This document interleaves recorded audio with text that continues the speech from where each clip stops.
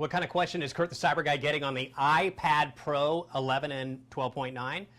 I'll tell you.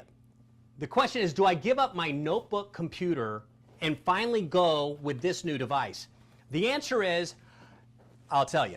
So very easy on this screen to get going as if you are typing something, because the new Smart Folio keyboard is so thin and it gives you the tactile feeling when you get it open. Two positions to put the iPad in also. The keys are, I find myself using it a lot to type, but not using it a lot in terms of long-term typing that I would find on a notebook. Jump it into your email, you still end up using a lot of the touch devices. The pencil, how smart they get with Apple Pencil 2, which is now a great companion, because look at that. I was wondering, like, what do you do with this thing? So now it has a magnetic connection there and wireless charging, which is just so much smarter, because I would constantly lose. The other older one had a back end that you would pop off and plug it into a lightning port. And speaking of lightning, just say bye-bye to that, because on the back of the iPad Pro, they've replaced it with a USB-C plug. What is that? That's a plug that's a little bit larger. You see it on MacBooks, and it's also the one that is more universal. Why would they do something like that?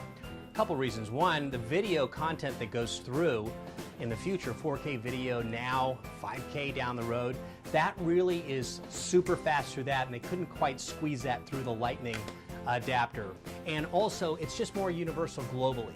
You find USB-C inside of all kinds of other devices, making it easier to connect. Saying I love the pencil, moreover, I love the keyboard. Now, you'll see exactly what I'm seeing. They ditched the home button on this. You swipe up just like you would the new iPhone. It's got the Face ID now on it. And yeah, that's my code. And really fast, very fast with AR components. Complex AR apps that I've run on this, glitch-free, super fast processor, improved battery life. And that new smart keyboard is about $179.